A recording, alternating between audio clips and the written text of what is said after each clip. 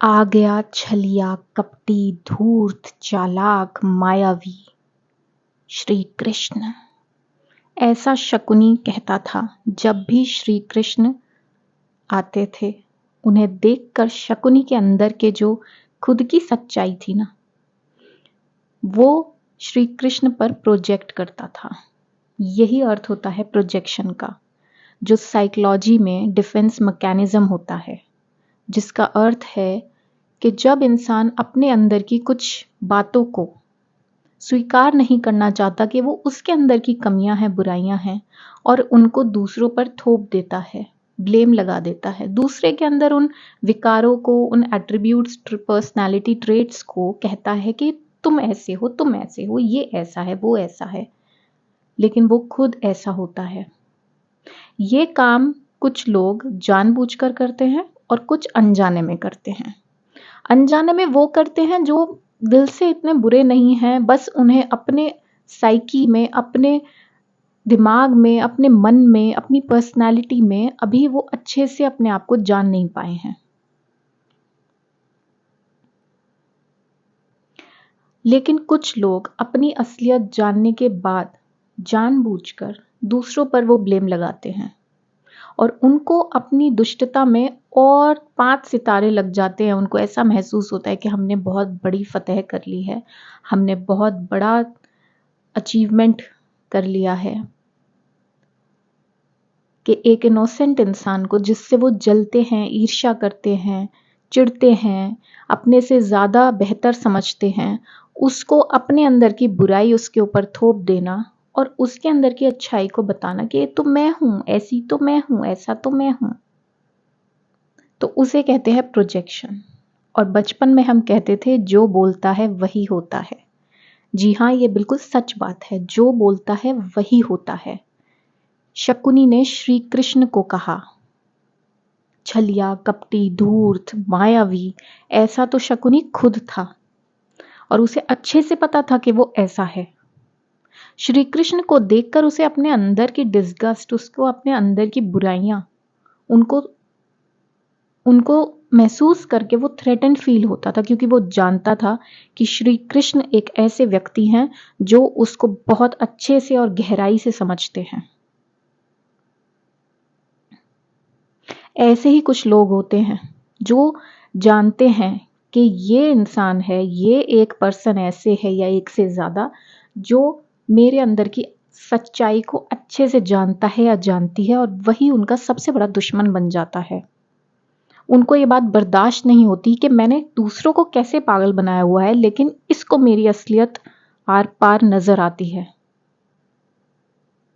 और इसीलिए जलन में, ईर्ष्या में, गुस्से में ऐसे लोग सबसे पहले जिससे सबसे ज्यादा कंपटीशन रखते हैं, राइवलरी रखते हैं, प्रतिस्पर्धा, ईर्ष्या, द्वेष रखते हैं, उसको सबसे ज्यादा वो बातें बोलते हैं जो उन पर खुद पर अप्लाई होती है, जैसे वो खुद हैं, जैसे कर्म वो खुद कर रहे हैं, लेकिन वो उन कर्मों को, उन दुष्टता को बड़ी चालाकी से, बड़े प्रपंच षड्यंत्र करके छुप छुप के कर रहे हैं।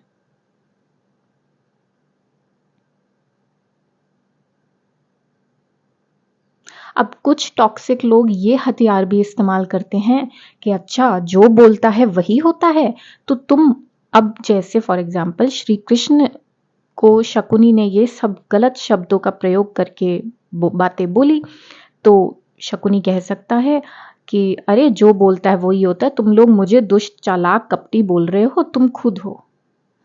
तो ये उल्टा आपके ऊपर ये वेपन इस्तेमाल करते हैं कि जो बोलता है वही होता है। फॉर एग्जाम्पल, 2 लड़कियां हैं, एक लड़की ने दूसरी लड़की से कुछ उसकी कला चुराई, कॉपी की, उसका कुछ कंटेंट चुराया, कुछ भी ऐसा किया, और दूसरी लड़की जो इनोसेंट है उसने कहा ये मेरी कॉपी करती है, ये मेरी चोरी करती है, ये मेरी नकल उतारती है, ये मेरे बारे में झूठी बातें फैलाती है, दूसरों को भड़काती है।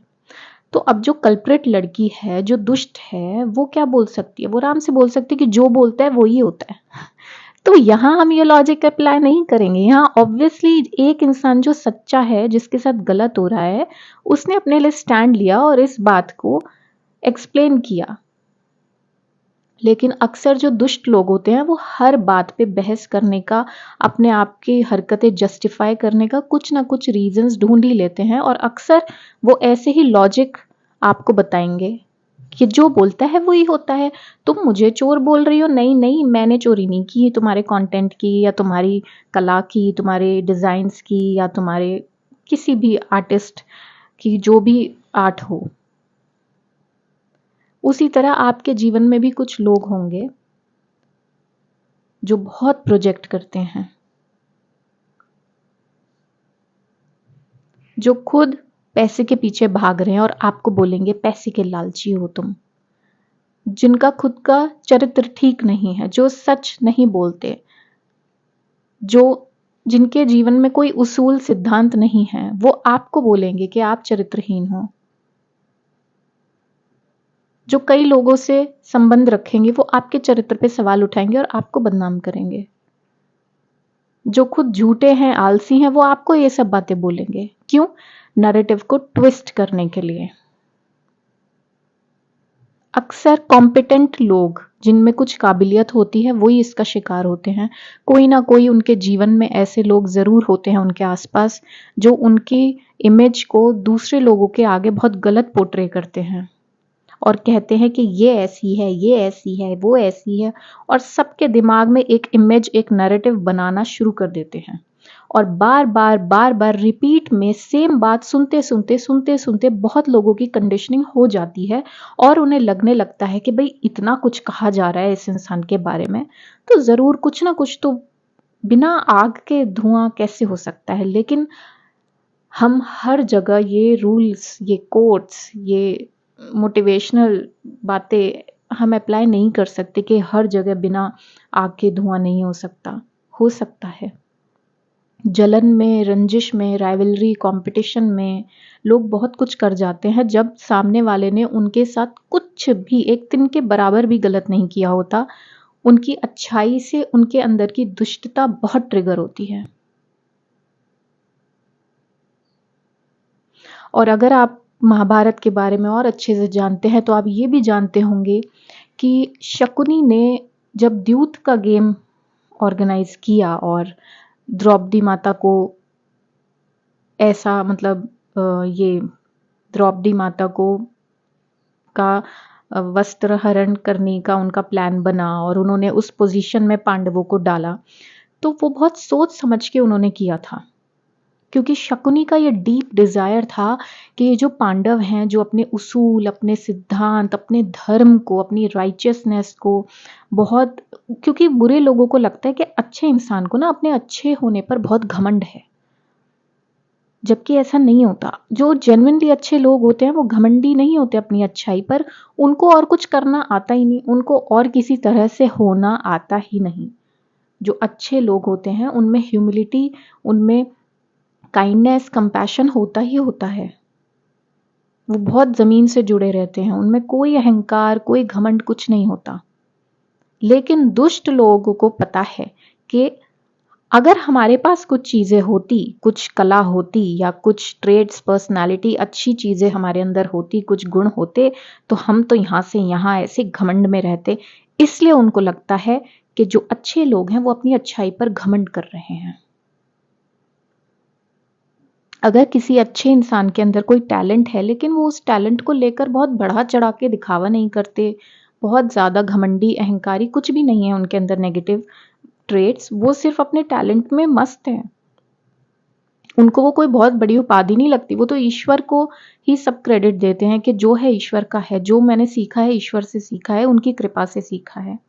लेकिन जब दुष्ट लोगों को किसी के अंदर कोई टैलेंट दिखता है, कोई कला दिखती है, कुछ खास बात दिखती है, अच्छाई, कंपैशन, दूसरों की मदद करना, सच बोलना, मेहनत करना, कर्मठ होना, तो ये सब ट्रेड्स जो दुष्ट लोग हैं ना वो सोचते हैं कि ये सब मेरे अंदर होता है ना, तो मैं तो पता नहीं क्या, मैं ऐसे स्टाइल मारता, मैं ऐसे स्टाइल मारती, मैं सब लोगों के आगे ऐसे शो ऑफ करता, शो ऑफ करती।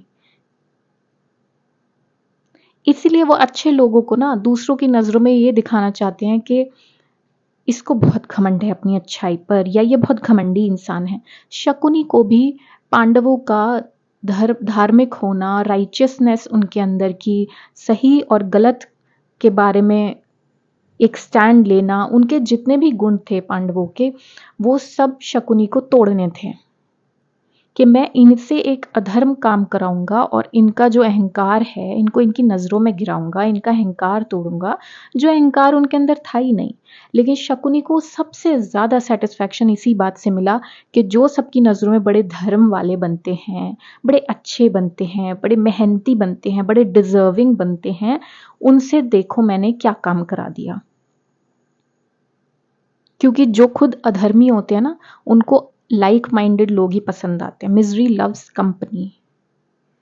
उनको अपने जैसे लोगों की उठ बैठ एक बार को बर्दाश्त हो जाएगी, लेकिन जब भी वो किसी अच्छे इंसान से, जिसके अंदर नैतिकता है, भावनाएं हैं, लोगों के प्रति एम्पैथी है, करुणा है, दया है, मेहनत है, धर्म है,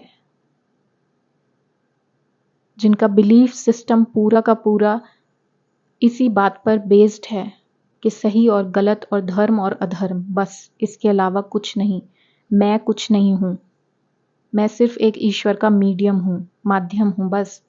ऐसे लोगों को, इन अधर्मी दुष्ट लोगों को तोड़ने में बहुत मजा आता है और उनकी ऐसी इमेज बनाने में कि छुप छुप के काम तो हम करते हैं उल्टे सीधे, लेकिन इसको बड़ा अपने आप को बनता है या बनती है ना कि मैं तो बहुत ऐसे, मैं तो वन मैन वुमन हूँ, मैं तो सिर्फ एक से प्यार करता हूँ या करती हूँ, मेरे को तो पैसों से फर्क नहीं पड़ता, मैं पैसों का लालची नहीं हूँ। जो भी अच्छाइयाँ उनको आपके अंदर दिखती है ना, उनको बड़ा मजा आता है उसी का एकदम ऑपोजिट सारी दुनिया के सामने आपकी इमेज बनाने का, आपकी रेपुटेशन खराब करने का। और वो कैसे करते हैं? प्रोजेक्शन के जरिए करते हैं, और दुष्ट लोग ये काम जानबूझकर करते हैं।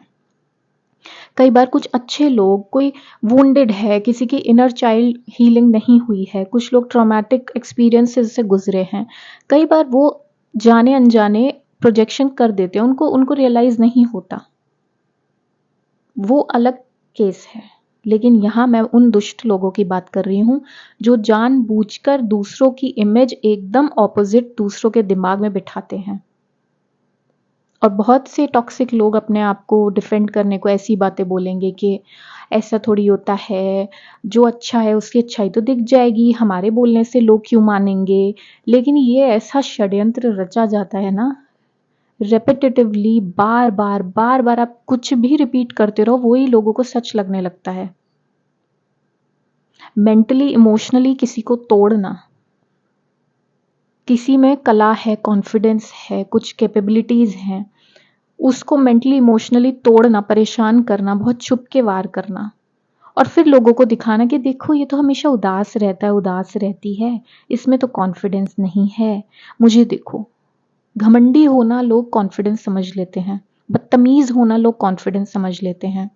और जिस वक्त किसी को टक्कर मार के परेशान करके नीचे गिराया हुआ है, उस वक्त दूसरों की नजरें लेकर आते हैं कि देखो देखो, इसमें तो कुछ बात ही नहीं है, ये तो मुझसे जलता है या मुझसे जलती है।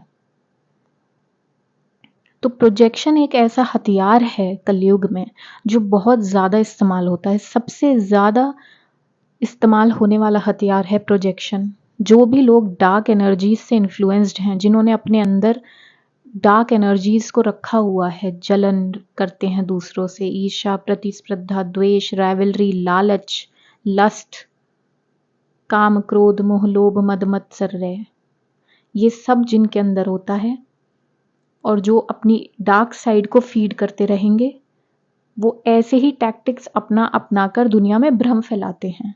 और जो अच्छे लोग हैं उनके बारे में ये भ्रम फैलाया जाता है। तो जो बोलता है वही होता है। जो लोगों ने ये चीज को झेला है ना जिंदगी में, वो अच्छे से जानते हैं कि कितना परफेक्टली ये बात फिट करती है कि जो बोलता है वही होता है, क्योंकि वही लोग ये सब कर रहे होते हैं। शकुनी धूर्त, छलिया, कपटी, मायावी था, श्री कृष्ण अच्छे थे।